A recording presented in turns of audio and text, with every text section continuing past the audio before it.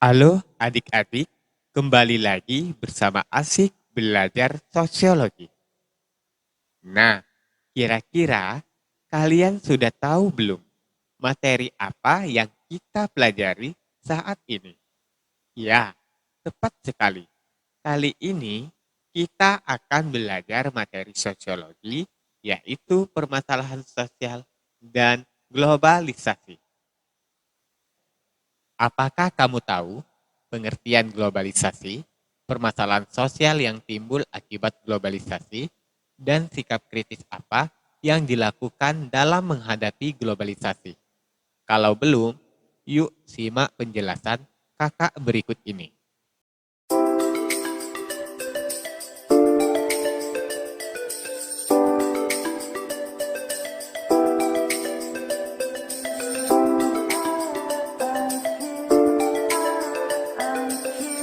Melalui teknologi, kehidupan manusia menjadi lebih maju. Seseorang dapat melakukan negosiasi melalui telekonferensi atau mengirim pekerjaannya melalui email. Teknologi pun berperan besar dalam proses berlangsungnya era globalisasi. Selain menyediakan berbagai kemudahan, teknologi berpotensi mendatangkan permasalahan sosial. Apa saja permasalahan yang timbul akibat globalisasi? Globalisasi dapat dipandang sebagai tantangan atau justru sebagai kesempatan. Globalisasi dapat dipandang sebagai tantangan apabila kita mampu bersikap optimis dalam menghadapi perubahan di tengah arus globalisasi. Sebagai contoh, tantangan sistem pasar bebas pada era globalisasi menuntut adanya persaingan produk-produk agar mampu diterima pasar dunia.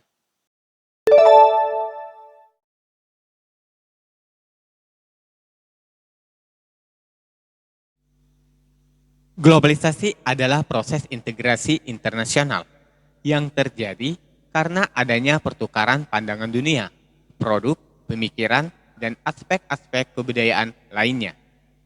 Adanya kemajuan infrastruktur, transportasi, dan telekomunikasi, termasuk kemunculan telegraf dan internet, merupakan faktor utama dalam globalisasi yang semakin mendorong saling ketergantungan, interdependensi, aktivitas ekonomi, dan budaya. Selo Sumarjan berpendapat, globalisasi adalah terbentuknya sebuah komunikasi dan organisasi di antara masyarakat satu dengan yang lainnya, yang berbeda di seluruh dunia yang memiliki tujuan untuk mengikuti kaidah-kaidah baru yang sama.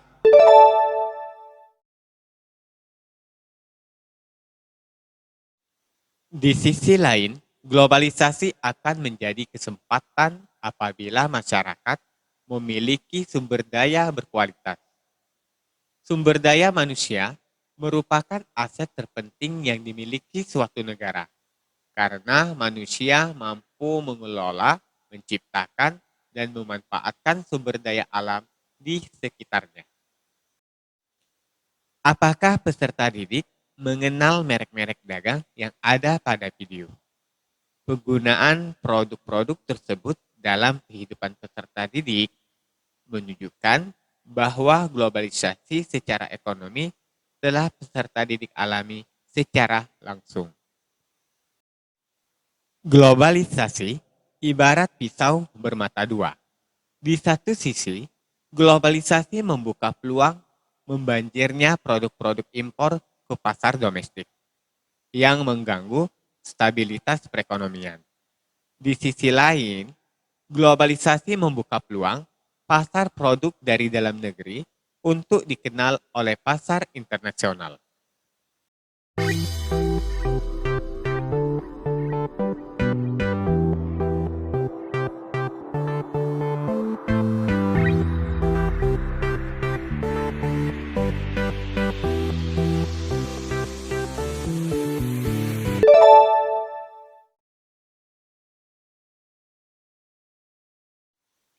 Dalam menyikapi globalisasi, ternyata ada gerakan pro-globalisasi dan gerakan anti-globalisasi. Pro-globalisasi, kalangan ini percaya bahwa globalisasi dapat mendorong kesejahteraan perekonomian dunia. Gerakan ini cenderung menentang perlindungan atau proteksi barang suatu negara. Sedangkan anti-globalisasi, kelompok ini percaya bahwa globalisasi hanya akan mendorong pola pikir masyarakat yang berorientasi pada modal. Masyarakat terus berupaya mengeksploitasi alam dan menjadikannya sebagai objek. Orientasi utama yang dikejar adalah menghasilkan barang dan menjualnya demi keuntungan pribadi.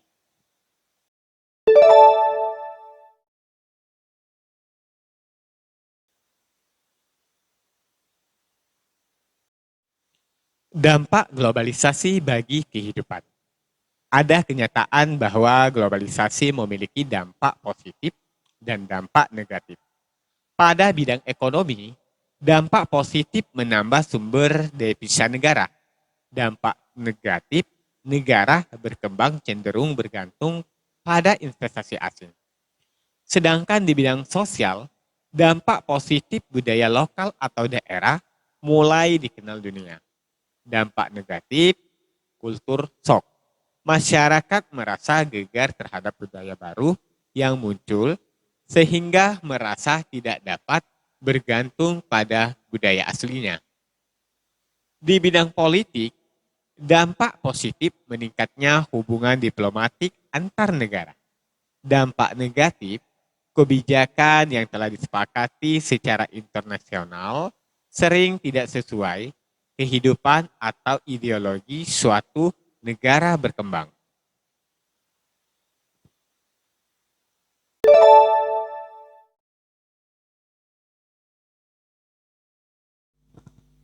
Selain menjanjikan kemajuan globalisasi dapat menyebabkan munculnya permasalahan sosial.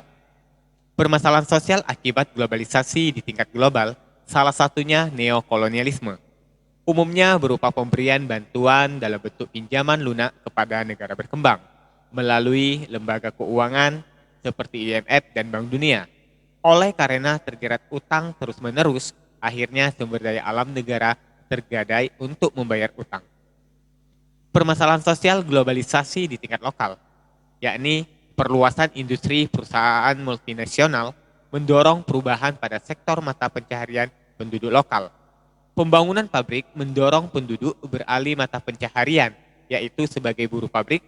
Kondisi ini pada umumnya terjadi dalam kehidupan penduduk desa.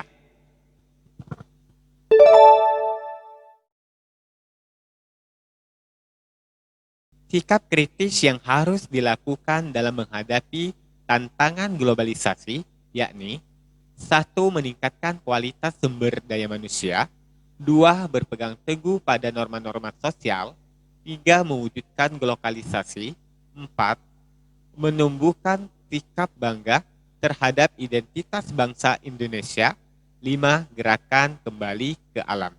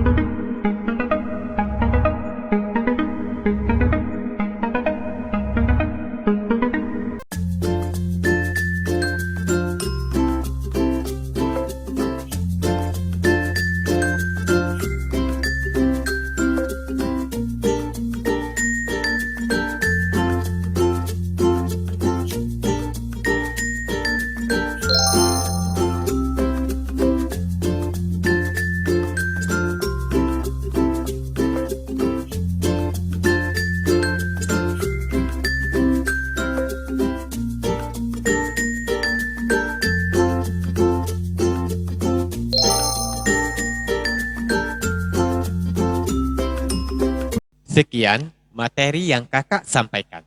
Sampai jumpa di video selanjutnya.